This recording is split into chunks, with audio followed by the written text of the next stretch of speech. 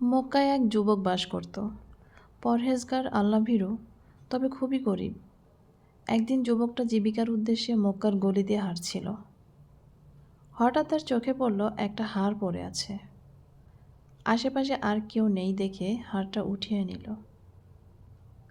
মালিকের খোঁজে যুবকটি হেরেমে এলো। এমন সময় একটা ঘোষণা গোচরীভূত হলো, আমি একটা হাড় হারিয়েছি, কোনো দয়ালু ভাই পেয়ে থাকলে আল্লাহর ওয়াস্তে ফিরিয়ে দেবেন। যুবকটা এগিয়ে গেল, বলল, আপনার হাড় কেমন, বর্ণনা দিন তো। বর্ণনা মিলে গেলে হাড়টা হস্তান্তর করল। যুবকটা আশ্চর্য হয়ে গেল। লোকটা হাড়খানা নিয়ে টু শব্দও করল না, সোজা গটগট করে হেঁটে চলে গেল, সামান্য ধন্যবাদটুকুও না। যুবকটি আল্লাহর কাছে বলল, ইয়া আল্লাহ, আমি যদি এই সামান্য কাজটুকু আপনাকে সন্তুষ্ট করার জন্য করে থাকি, আপনি আমার জন্য এর চেয়েও ভালো প্রতিদান জমা করে রাখুন, আমিন।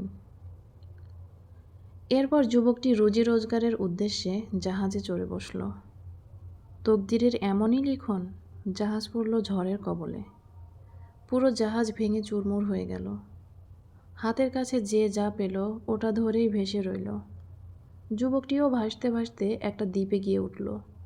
ওখানে দেখল একটা মসজিদ। মন খুশি হয়ে উঠল। মসজিদে গিয়ে নামাজ আদায় করল। তার তো যাওয়ার আপাতত কোনো জায়গা নেই, ভবঘুরে। মসজিদে একটা কোরআন শরীফ পেল। বসে বসে ওটাই তেলাওয়াত করতে শুরু করলো। ছেলেটিকে কোরআনখানা পড়তে দেখে সবাই তাকে চারপাশ থেকে ঘিরে ধরল। অবাক হয়ে প্রশ্ন করল, আপনি কোরআন পড়তে পারেন? জি, পারি। তারা বলল, আমাদের কাছে এই কোরআন কারিম অনেক দিন ধরে পড়ে আছে, আমরা এটা পড়তে পারি না। আমরা এটাকে পরম যত্নে রেখে দিয়েছি। এক নাবিকের কাছ থেকেই আমরা এটা কিনেছিলাম। আমাদের এই দ্বীপে আগে একজন ছিলেন, তিনি এই কোরআন পড়তেন। ঠিকঠাক করা ছিল তিনিই সবাইকে কোরআন শিক্ষা দিতেন। এরপর তিনি হজে গেলেন, আর ফিরে আসেননি।